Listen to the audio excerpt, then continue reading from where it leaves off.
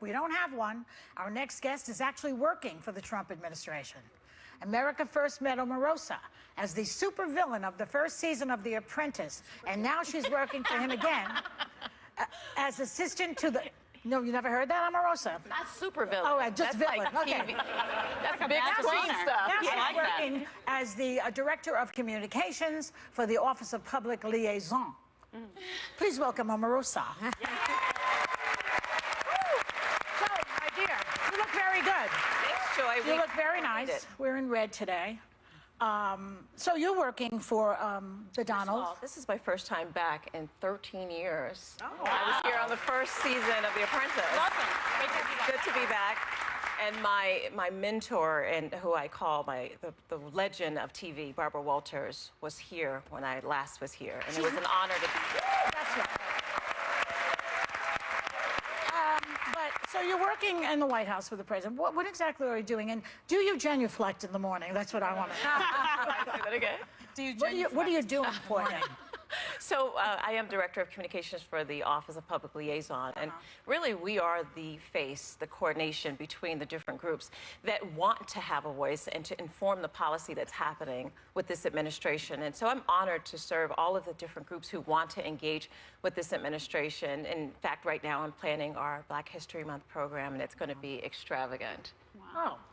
Well, let me follow up on that, because you say you're working on Black History Month, and one of your jobs during the campaign was to reach out to the African-American community. I was the Director of African-American engagement for the Trump-Pence campaign. Right, but 94% of Black women did not vote for Donald Trump. They voted for Hillary Clinton. And how do you respond to the criticism that Donald Trump doesn't really understand the Black community, doesn't really... Well, let's put it in context. Well, let me finish my question. Well, how many questions? Because that's about 3 or 4. The criticism has been that he's just using you for optics and that he doesn't really care about the Black community. First one, and then we can go through each step. First of all, African Americans traditionally vote Democratic. Let's just establish a historical precedent. They vote for the Democrat. 94, 95%. So that's no different. But Donald Trump got 13% of the African-American vote. He doubled what Romney got.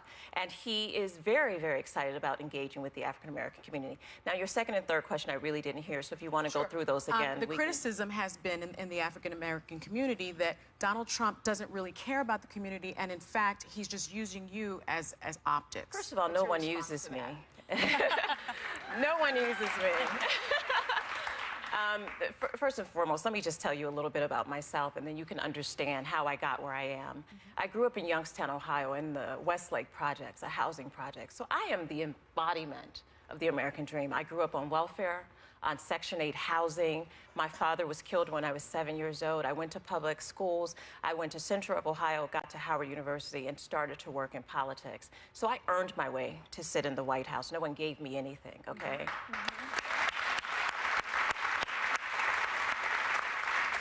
And I think that when you start talking about the African-American community, you know, the last administration decided not to aggressively do African-American outreach. They felt that if they helped all Americans, then the Black community would be helped. And that, you know, that really isn't the approach that we're taking.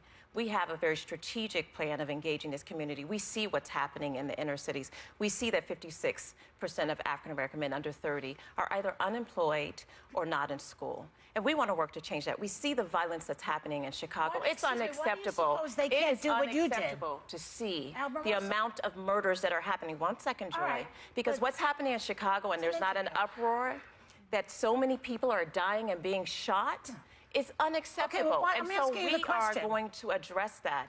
And this president already this week tweeted about Chicago. He talked about wanting to bring I want him to do anything there is to do to make sure that no family goes through what my family went through. My brother was murdered not even 5 years ago, shot dead in his own home. When I see these families in Chicago, 700 or 800 families had to go through what my family went through. I had to sit in the courtroom with the man that murdered my brother. This is more than just politics. For me, Joy, this is my passion. I understand what you're saying. I'm questioning, why do you think you were able to make it and all these other people could not? You know, that's a bigger question than for a 3-minute segment. Does racism have anything to do with it, for instance? And there are a lot of historical things that has happened that other people could answer. I'm going to tell you about my life and my experience. Why do you think President I was able to make it. 1 second, Gretchen. I was able to make it because my mother made sure that we were in the church, that Christ was the head of our lives, that education was at the top of every single thing that we did. I think and it's quite she common kept amongst us the out Black of community. trouble and out of the street. Yes. And that's why I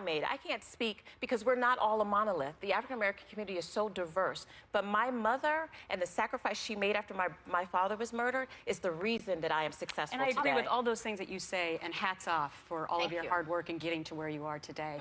I guess my question is, what is it about Donald Trump, President Trump, that you see that will help change the way in which African Americans are in our communities? Well, I think that you all have gotten to know him as a business mogul, as an entertainer, Reality star. as a reality star, now as the president of the United States, I can't Joy. make it up. But I know him. I know it's got to burn your They say blood. anybody can be president. He proved it.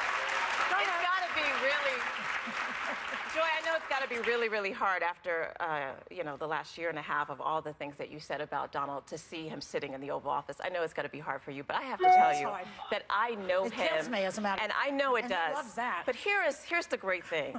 You all know him as the president. I know him as a friend.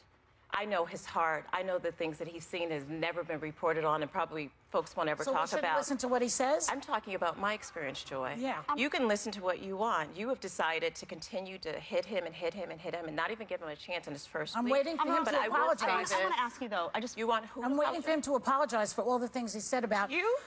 No, not to please. me, not to me, to just wanna- I veterans, just to wanna- John McCain, No, to the to the disabled. handicapped, the disabled.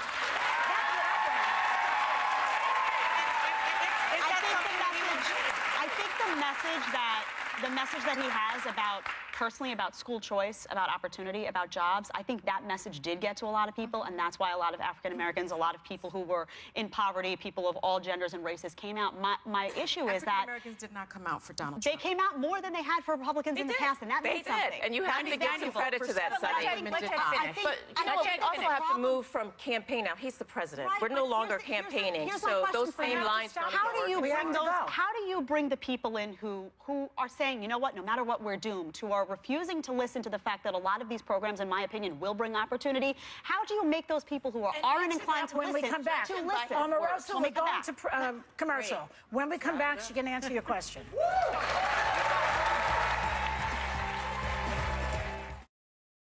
And we are back with Omarosa. Okay, Jed, you were saying. Yeah, I was saying that although some of these policies, school choice, whatnot, have a positive outreach, I think there are some who feel that because of the statements he's made that are divisive and whatnot, that we're doomed. And they have this philosophy of we're doomed. How do you reach those people to say, hold on a second, listen to what we're actually trying to do and give us a chance? Well, I think that once people see the results, I mean, he's about delivering and being productive. And we've already seen from this first week that he is going to do exactly what he said he's going to do. And we can trust that if Donald Trump says he's going to give jobs, he's going to bring back manufacturing, that he's about America first, then that's what he means. And we've seen that in 5 days. And people who even disagree with him have to agree that this first week has been probably one of the most productive weeks of any administration. It has, but it seems that sometimes he gets a little off track as well, and he goes back to the crowd size at the inauguration and now the voter fraud investigation with 3 to 5 million people voting, illegally. And now you have Jason Chaffetz, from Utah, member of Congress, who says, I'm not going to start an investigation into this because I don't see any evidence of it. Is this a distraction for President Trump? Well, I think that there's a time of adjustment. He's not a politician. He's never held office, and he's moving from private sector to governing, and it takes an adjustment time. I think in the first 5 days, he's done a spectacular job of dealing with the most important high-pressure job in the world. And so we have to give him time to make that shift. And I believe that you will see that this president is going to be incredible for this country. And I am excited about what's happening with this administration. I'm very honored to be a part of it. What if they find out in the voter fraud investigation that Hillary won the election? Will we do it over We again? won't find out that because she didn't win. There's a possibility she won by 3 million more votes. It's possible. Isn't it possible? I think that anything is possible, but I think what's more important right now, I think about the families who lost loved ones in the tornadoes. I think about the families that the president talked about this week who became victims of violence because of illegal immigrants. I'd like to continue to talk about the election. It amuses me, but the truth is we have It real amuses him, issues. too. We have real issues and there are real Americans who have problems that we have to address. So No kidding. you all can sit at the table and continue to talk about those things in the media, but we have a job to address. We have a job to make sure that the American people have exactly what they need. Let me just jump in here real quickly. The day after the inauguration, millions of women marched around the world to protest President Trump. Many were offended by some of the things he said along the way, but how did you remedy this as a woman? Did any of this resonate with you? Well, first, I'm an American. I'm a very proud American. So let's start with that. And I know people like to put labels. Omarosa's black, she's a woman, she's this. I'm an American first. And seeing those women march last week, it made me very proud. It's one of the most important fundamental rights that we have in this country. That's right. The right to assemble, the freedom of speech, and the right to protest. I First love seeing Amendment, that. And number there one. is a march going on. There's a march going on right now, the March for Life, that I hope that you all will give the same type of coverage that you We are. did A march yesterday, that was actually. We last covered it week. yesterday. But today, it's going on right now. And so that same freedom should be afforded to all Americans. And I'm so glad that the Vice President is probably preparing to speak at the March for Life right now. But why do you think it's so divisive? It's so divisive in our society right It's now. politics. You know, politics is a tough game. This is my second time in the White House, so I'm not really new to the tension that comes with it. What's new to me is just this desire to paint Donald Trump with this negative brush without giving him a chance to do what he said he was Can I going just to ask do. you this? We've been talking about how divisive this election is, and Gretchen's been talking about how divisive this election is. We often say that it comes from the top. He did lead this very divisive campaign. Will we hear him apologize? Don't you think the media contributed will to we that? hear him apologize Yes. for Of course not. the things that Because he has he said? stood by everything that he said. And now Making fun of let a me just disabled say, reporter? he Is didn't he make gonna fun of a stand disabled by reporter, that? but you can continue to say that. If you say it enough, people may start to believe What it. about grabbing Let me just women say by this the as I genitals? Is he gonna close apologize this. for that? Y'all can keep throwing things at me. I'm not going to really fall for that. What I will say is the American people can listen to me right now and right here. We are committed to making this country the best it's going to be. We're not going to look in the past. We're going to look forward and put this country first. And that's what's not been happening in the last 8 years. We're going to put America first. We're going to put people back to work. We're going to make sure people are safe. And that's what this president is about. Same as you, This Omarosa. is a table for you all to negotiate things that you want to talk about from the past. But I now work for this country. Yes. And I take my job very Can seriously. we see his and I tax am returns, very do you think? See, Joy, do you? The audience wants to see it. Joy. Americans do want to see it.